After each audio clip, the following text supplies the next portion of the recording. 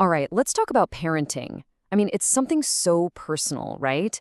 We tend to think of it as just instinct, something you just feel your way through.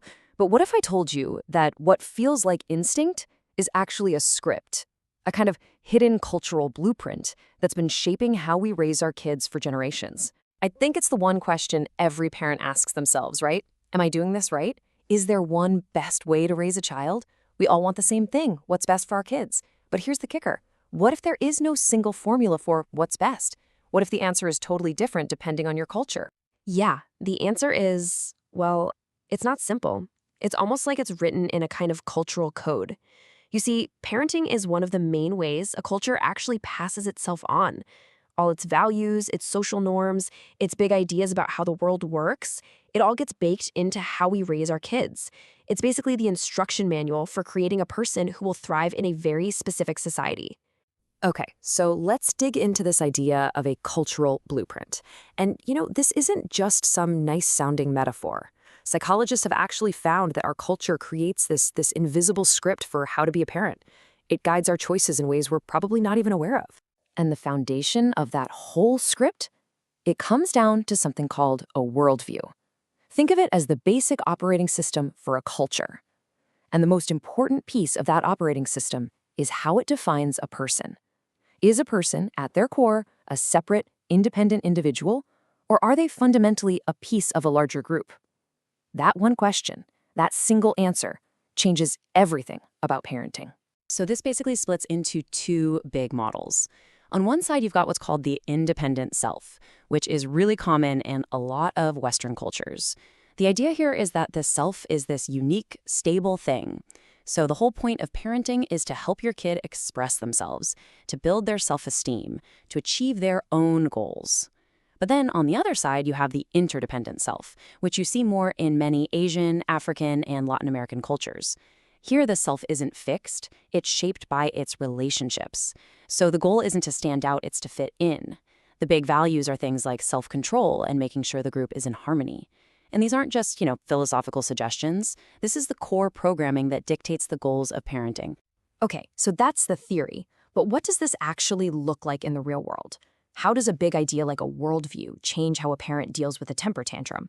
Let's go see how this blueprint plays out in practice, and we'll start by looking at sub-Saharan Africa.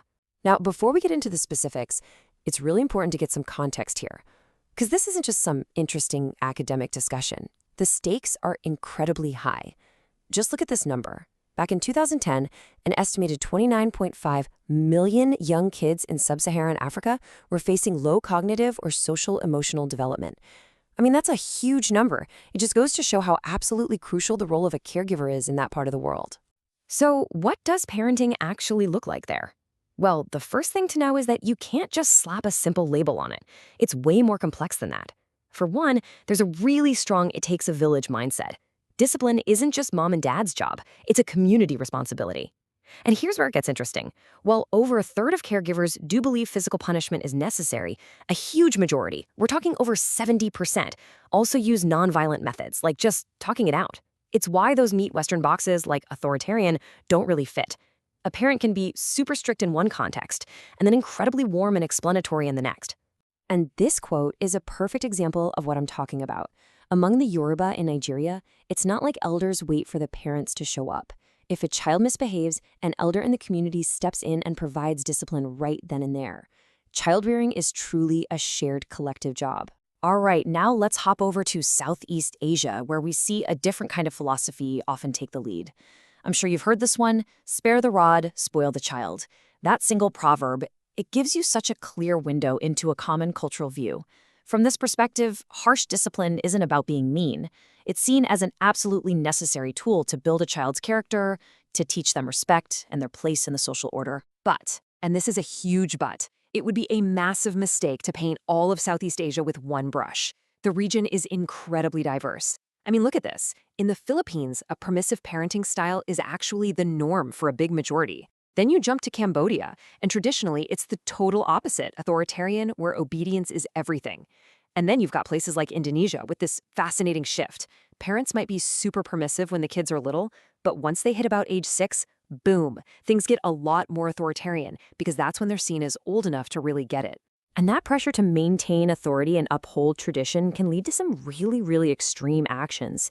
Get this.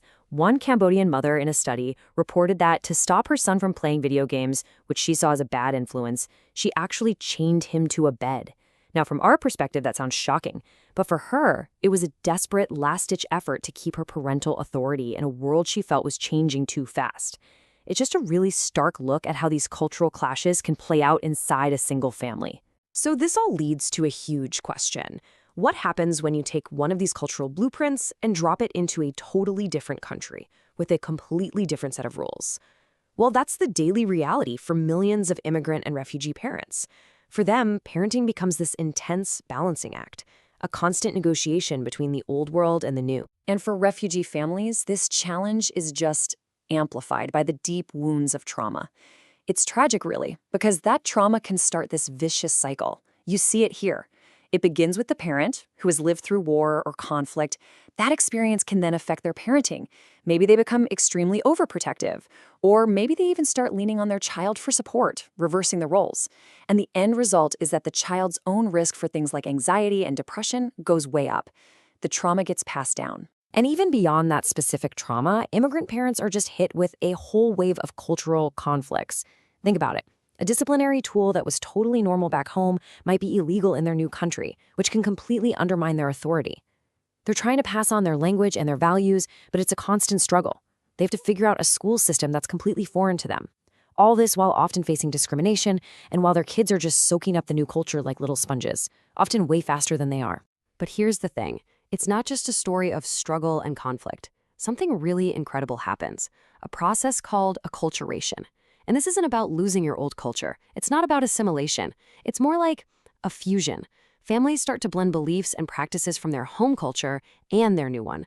They weave them together to create this totally unique environment for their kids to grow up in. It's something brand new. So all of this brings us right back to where we started, to that big question. And it really forces us to challenge this whole idea that there's one single right way to be a parent. And the cool thing is, the science of parenting is finally starting to get on board with this idea. You know, for decades, parenting research had a gold standard. It was called the authoritative style. Warm and loving, but with firm boundaries. But there was a huge problem with the research, a massive blind spot. It was almost all based on people from Western, educated, industrial, rich, and democratic societies. Researchers have this great acronym for it. They call them weird populations. And that's the thing. That whole BEST model was based on one cultural blueprint. It just doesn't work as a universal rule. The good news, though, is that the field is really trying to fix this. The future of this research is all about getting smarter and more nuanced. It's about stop using these huge, clumsy labels like Asian parenting and actually measuring the specific values at play. It's about respecting and incorporating indigenous knowledge, using more than just surveys to see what parents are actually doing, and looking at how all of this stuff changes over time. So maybe we've been asking the wrong question this whole time. Maybe the goal isn't to find the one best way to parent for everyone on Earth. Maybe the real, more powerful question we should be asking is this. What does this specific child in this specific culture need right now to thrive? And maybe, just maybe, figuring out the answer to that is what great parenting is all about, no matter where you are in the world.